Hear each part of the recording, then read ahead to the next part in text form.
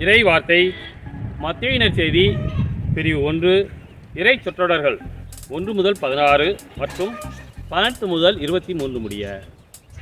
தாவீதின் மகனும் ஆபிரகாமின் மகனுமான இயேசு கிறிஸ்துவின் மூதாதையர் பட்டியல். ஆபிரகாமின் மகன் ஈசாக்கு, ஈசாக்கின் மகன் யாக்கோபு, யாக்கோபின் புதல்வர்கள் யூதாவும் அவர் சகோதரர்களும். யூதாவுக்கும் தாமாருக்கும் பிறந்த புதல்வர்கள் பிரேட்சும் சொராகும்.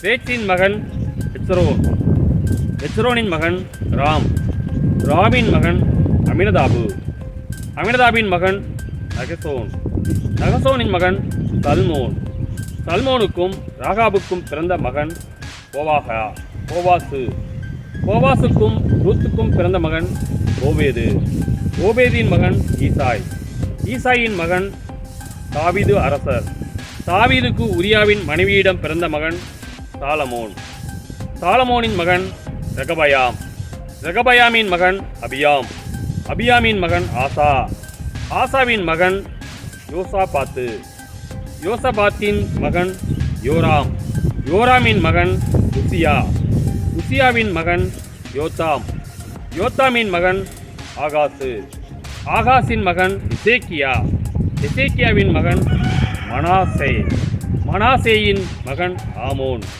ஆமோனின் மகன் யோசியா, யோசியாவின் புதல்வர்கள் எக்கோனியாவும் அவர் சகோதரர்களும்.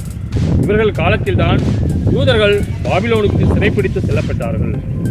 பாபிலோனுக்கு சிறைப்பிடித்து செல்லப்பட்ட பின்பு எக்கோனியாவுக்கு பிறந்த மகன் செயல்தியேல், செயல்தியேலின் மகன் செருபாபேல், செருபாபேலின் மகன் அபியூது, அபியூதின் மகன் எலியாக்கீம், எலியாக்கீமின் மகன் அசோர், அசோரின் மகன் சாதோக்கு, சாதோக்கின் மகன் ஆக்கீம், ஆக்கீமின் மகன் எலியூது, எலியூதின் மகன் எலயாசர், எலயாசாரின் மகன் மாத்தான், மாத்தானின் மகன் யாக்கோபு, யாக்கோபின் மகன் மரியாவின் கணவர் யோசேப்பு, மரியாவிடம் பிறந்தவரே கிறிஸ்து என்னும் இயேசு. இயேசு கிறிஸ்துவின் பிறப்பையொட்டிய நிகழ்ச்சிகள். அவருடைய தாய் மரியாவுக்கும் யோசேப்புக்கும் திருமண ஒப்பந்தம் செய்யப்பட்டிருந்தது. அவர்கள் கூடி வாழும் முன் மரியா கருவுற்றிருந்தது தெரிய வந்தது. அவர் தூய ஆவியால் கருவுற்றிருந்தார். அவர் கணவர் யோசேப்பு நேர்மையாளர். அவர் மரியாவை இகழ்ச்சிக்கு உள்ளாக்க விரும்பாமல் மறைவாக விலக்கிவிட திட்டமிட்டார்.